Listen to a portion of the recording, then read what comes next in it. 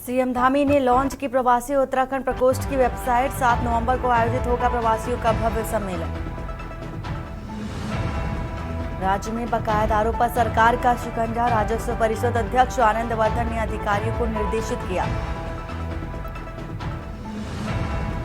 प्रदेश में वन विकास निगम को 165 करोड़ का मुनाफा। लंबे समय से घाटे में चल रहे वन विकास निगम को मुनाफा हुआ। कोटद्वार में लैंसडोन कोल्ड सेलिब्रेशन में आयोजित स्वच्छ भारत अभियान, बच्चे और सभी अध्यापकों ने लिया हिस्सा। चमोली के द्रोणागिरी रूट पर फंसे 3 ट्रैक्टर्स का हुआ रेस्क्यू। 3 ट्रैक्टर्स का एसडीआरएफ ने शव किया बरामद। 3 को सुरक्षित निकाला। उत्तराखंड में लंबे वायरस को लेकर बढ़ाई गई सतर्कता। पशुपालन मंत्री सौरभ बहुगुणा ने राज्य के सीमावर्ती क्षेत्रों में चेकिंग अभियान चलाया। आप देख रहे हैं के न्यूज, खबरों का सारथी। नमस्कार, मैं हूं वंदना पांडे और आप देख रहे हैं के न्यूज इंडिया। बुलेटिन की शुरुआत करते हैं उत्तराखंड की खबरों से। उत्तराखंड मुख्यमंत्री पुष्कर सिंह धामी ने हरियाणा में तीसरी बार भारतीय जनता पार्टी की सरकार बनने की बात कही है। आपको बता दें कि मुख्यमंत्री पुष्कर सिंह धामी हरियाणा विधानसभा चुनाव के लिए स्टार प्रचारक के रूप में विभिन्न विधानसभा में प्रचार के लिए पहुंचे हैं और आज भी मुख्यमंत्री पुष्कर सिंह धामी हरियाणा में चुनावी जनसभाएं कर रहे हैं। सीएम धामी बीजेपी प्रत्याशियों के पक्ष में हरियाणा में 3 जनसभाएं भी कर रहे हैं। दोपहर 2 बजे धारूहेड़ा रेवाड़ी में लक्ष्मण सिंह यादव के पक्ष में जनसभा की। वहीं इसके बाद 5 बजे सेक्टर 5 गुरुग्राम में मुकेश शर्मा के पक्ष में मुख्यमंत्री जनसभा को संबोधित भी करेंगे। शाम 6:30 बजे की अगर बात करें तो शाम 6:30 बजे भाजपा प्रत्याशी तेजपाल तंवर के पक्ष में मारुति कुंज सोहना हरियाणा में मुख्यमंत्री पुष्कर सिंह धामी का संबोधन होगा। इसी के साथ ही साथ वोट की अपील भी जनता से करते नजर आएंगे।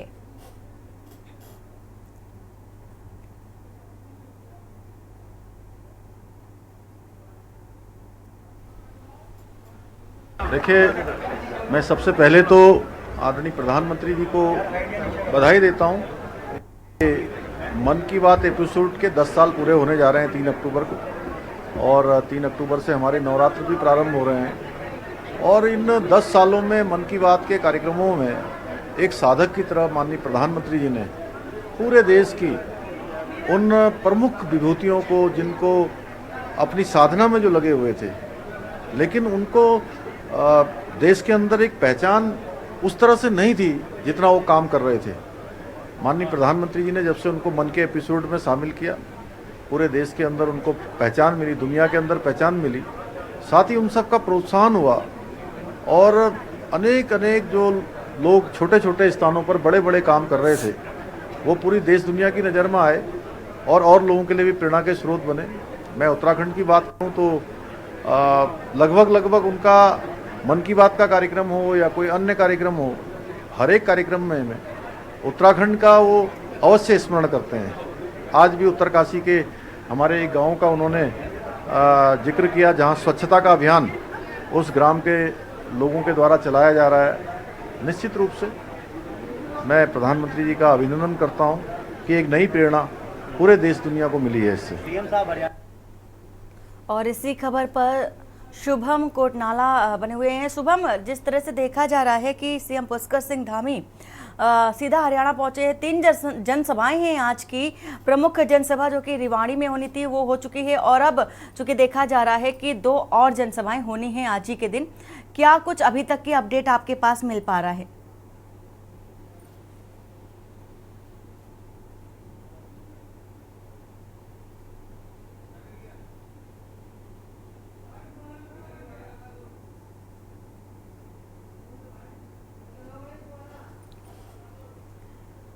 शुभम से जुड़ने की कोशिश करेंगे दोबारा से। आपको ये खबर बता रहे हैं देहरादून से फिलहाल, जहां पर जनता को संबोधन के दौरान सीएम पुष्कर सिंह धामी ने बड़ी बातें कही। उन्होंने कहा कि उनका काम ही है जनता के लिए काम करना। इसी के साथ ही बीजेपी के जो प्रत्याशी हैं उनके समर्थन में 3 जनसभाएं होनी है।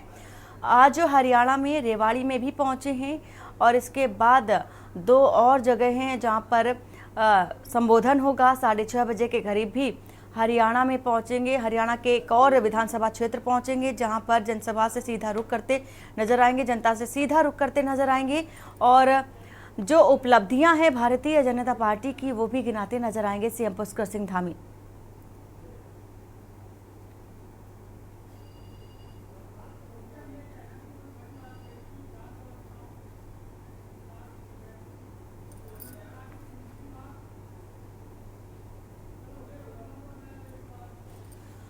और हमारे साथ शुभम कोटनाला जुड़ चुके हैं। शुभम, अपडेट क्या है अभी तक की, क्योंकि हरियाणा में विधानसभा के चुनाव होने हैं। चुनाव को मद्देनजर रखते हुए बीजेपी के जो भी कद्दावर नेता हैं वो पूरी कोशिश कर रहे हैं, कमर तोड़ जो कि कोशिशें हैं वो जारी हैं और खुद पुष्कर सिंह धामी पहुंचे हैं, 3 जनसभाएं भी हैं। क्या कुछ अपडेट है? जी बिल्कुल, बात करें तो चुनाव अब आगामी समय में आने वाले हैं तो और उसको लेकर लगातार जो है भाजपा अपनी पूरी तैयारी के साथ है और लगातार जो उसके नेता हैं तमाम वो और उतरे हुए हैं, क्योंकि मुख्यमंत्री पुष्कर सिंह धामी जो है एक युवा मुख्यमंत्री के तौर पर जाने जाते हैं और एक जो है उनकी जनसभाओं का एक अपना ही एक अलग अंदाज होता है। इसी के चलते जो है हम आज देखें तो मुख्यमंत्री पुष्कर सिंह धामी के जो है 3 वहाँ पर जनसभाएं हैं, जिनमें लक्ष्मण सिंह यादव जो उनके भाजपा के प्रत्याशी हैं और इसी के साथ जो है मुकेश शर्मा जो उनके प्रत्याशी हैं भाजपा के। और इसके पश्चात हम देखें तो करीबन 6:30 बजे के दौरान तेजपाल सिंह तंवर जो है उनके प्रत्याशी के तौर पर जो वहां पर हैं उनके 3 रैलियां एक ही दिन में मुख्यमंत्री पुष्कर सिंह धामी करने वाले हैं, जो कि अपने आप में एक बड़ी बात है कि 3 रैलियां एक साथ और 3 जनसभाएं एक साथ जो मुख्यमंत्री करने वाले हैं वो एक बड़ी बात हमें देखने को मिलेगी। और हम बात करें तो जहां तक एक और भाजपा का जहां सदस्यता अभियान चल रहा है, एक और जहां संगठन को मजबूत किए जाने पर जोर दिया जा रहा है, वहीं बात करें जो आगामी चुनाव है उसको लेकर भाजपा ने पूरी कमर कसी है और इसका इसलिए भी ज्यादा महत्व है और पार्टी इस बात पर ज्यादा जोर दे रही है क्योंकि बीते जो लोकसभा चुनाव हुए थे उसमें हमने देखा कि पार्टी ने जो लक्ष्य रखा था उसके अपेक्षित उसको परिणाम देखने को नहीं मिले, जिसके चलते जो है पार्टी इसमें अब और अधिक सक्रिय हो चुकी है और अधिक जो है अपना जो जोर है लगाना उसको बहुत ज्यादा एक सक्रियता के साथ कर रही है। और पार्टी सभी नेताओं के पास भी एक बड़ी जिम्मेदारी है कि संगठन के को लेकर कि संगठन को कहीं ना कहीं आगे बढ़ाना है। विभिन्न राज्यों में जो है जो सरकारें हैं उनको जो है कहीं ना कहीं जीत दिलाने के ऊपर जो है एक बड़ी बात सभी पार्टी प्रत्याशियों, पदाधिकारियों और नेताओं, मंत्रियों पर सभी जो है उन पर ये एक दारोमदार है कि कहीं ना कहीं भाजपा के पक्ष में ऐसा माहौल बनाए कि जिसके चलते भाजपा की जीत वहां पर सुनिश्चित की जाए। उन्हीं सभी तैयारियों को लेकर जो है सभी नेता जो है लगे हुए हैं। और मुख्यमंत्री पुष्कर सिंह धामी की बात करें तो जैसा बताया गया है कि एक युवा मुख्यमंत्री के तौर पर वो प्रदेश में आए थे और प्रदेश में भी उन्होंने एक युवा मुख्यमंत्री के तौर पर मात्र 1 वर्ष के कार्यकाल में ही अपनी ऐसी छवि बनाई कि वो फिर से 2022 के चुनाव में जीत कर आए। और इसके पश्चात हम देखें तो बीते लोकसभा चुनाव में भी जो 5 सीटें लोकसभा की थी तो 5 सीटों को भाजपा की झोली में डालने का भी उन्होंने काम किया।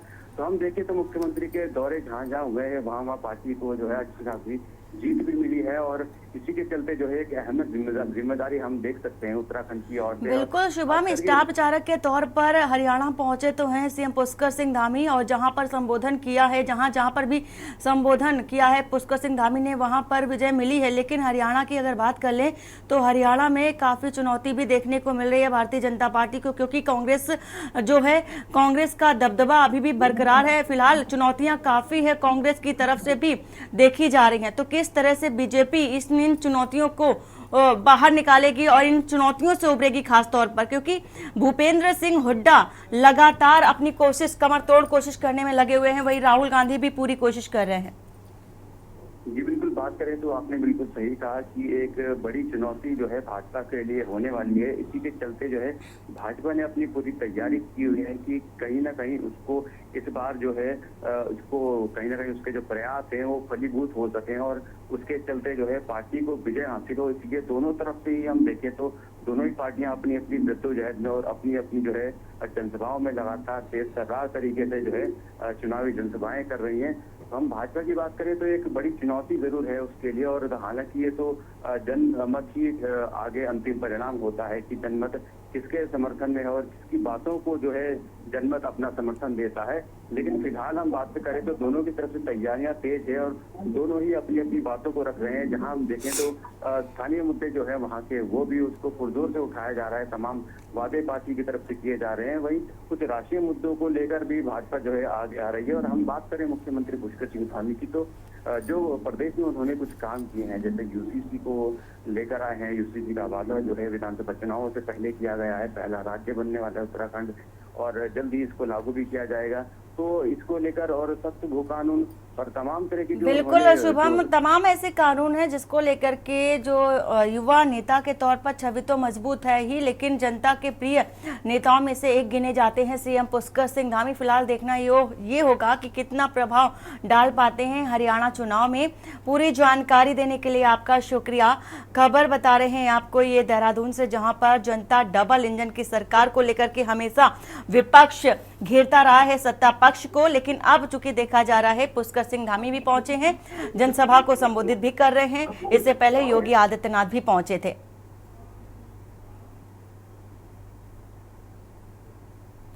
और इसी के साथ ही साथ शहर में सिंगल यूज प्लास्टिक के इस्तेमाल को बंद करने और इसके इस्तेमाल की लगातार आ रही शिकायतों को देखते हुए नगर निगम देहरादून ने इस पर कार्रवाई की। और इसके संबंध में बताते हुए नगर आयुक्त गौरव कुमार ने कहा है कि सिंगल यूज प्लास्टिक को लेकर जो अभियान चलाया गया उसमें 1 लाख का चालान करने के साथ ही पॉलीथीन को भी जब्त किया गया। उन्होंने बताया कि नगर निगम का स्वास्थ्य विभाग व सैनिटरी इंस्पेक्टर लगातार कार्रवाई को अंजाम दे रहे हैं और शिकायतों के आधार पर भी चालान व जब्ती की कार्रवाई भी की जा रही है।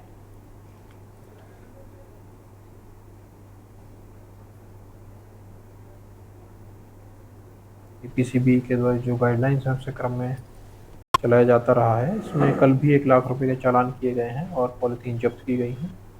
हमारा स्वास्थ्य विभाग और सैनिटरी इंस्पेक्टर लगातार शिकायतों के आधार पर और इसके अलावा रैंडम चेकिंग के आधार पर भी इसमें कार्रवाई कर रहा है। इसमें निगम के स्तर से जो कार्रवाई की जाती है वो हमारे मेनली जो यहाँ पर हमारे रिटेलर्स के द्वारा पॉलीथीन यूज़ की जाती है, निगम क्षेत्र में कहीं स्टोरेज किया जाता है, उसमें कार्रवाई की जाती है।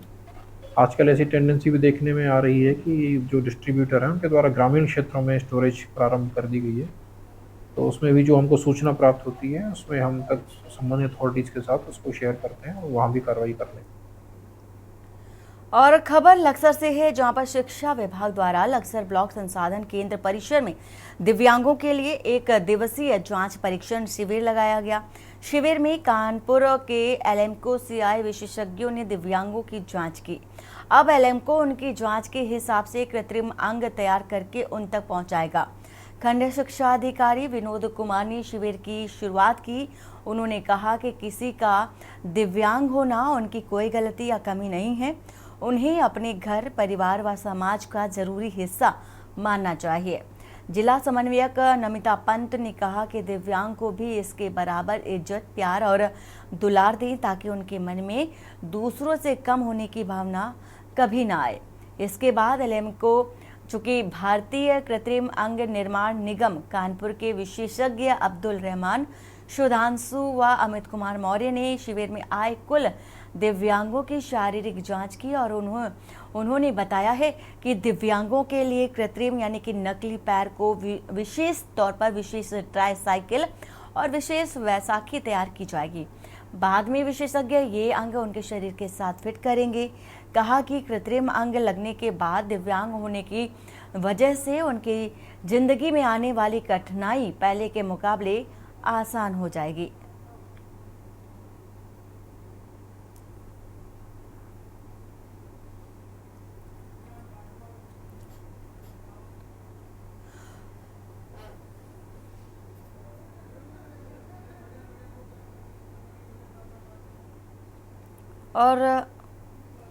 और खबर लक्सर से है, जहां पर श्री रामलीला का 27वां महोत्सव शुरू हो गया।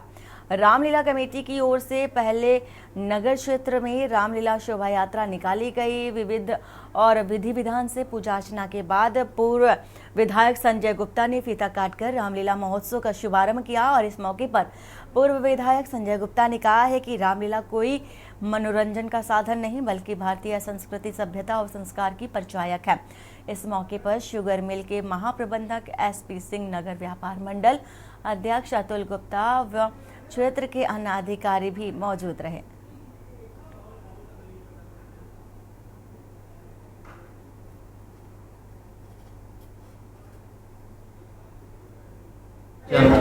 हर साल होता है और ये हमारे सनातन धर्म की धरोहर है।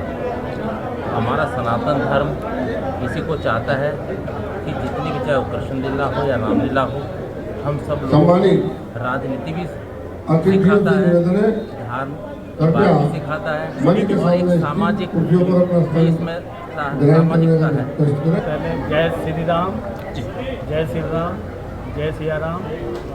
मैं लक्सर वासियों को, सभी रामलीला कमेटी के सभी प्रतिनिधियों को और यहाँ पर आए हुए सभी भाइयों और बहनों को अपनी तरफ से और राय बहादुर रण सिंह शुगर मिल की तरफ से हार्दिक बधाई और शुभकामनाएं देता हूँ इस रामलीला के शुभारंभ के शुभ अवसर पर। श्री रामचंद्र जी जय, सीता मैया की जय, बजरंग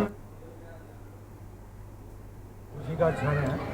विगत वर्षों की भांति इस वर्ष भी 87वीं रामलीला का उद्घाटन आज हम सबके द्वारा हुआ है और बड़े धूमधाम के साथ श्री रामलीला का मंचन किया जा रहा है।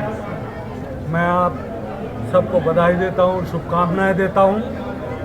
यह बड़े शांतिपूर्ण तरीके से संपन्न होगी और दशहरा यहाँ मनाया जाएगा। और वक्त हो चला एक छोटे से ब्रेक का। ब्रेक के बाद खबरें यूं ही जारी है। आप देख रहे हैं के न्यूज, खबरों का सारथी।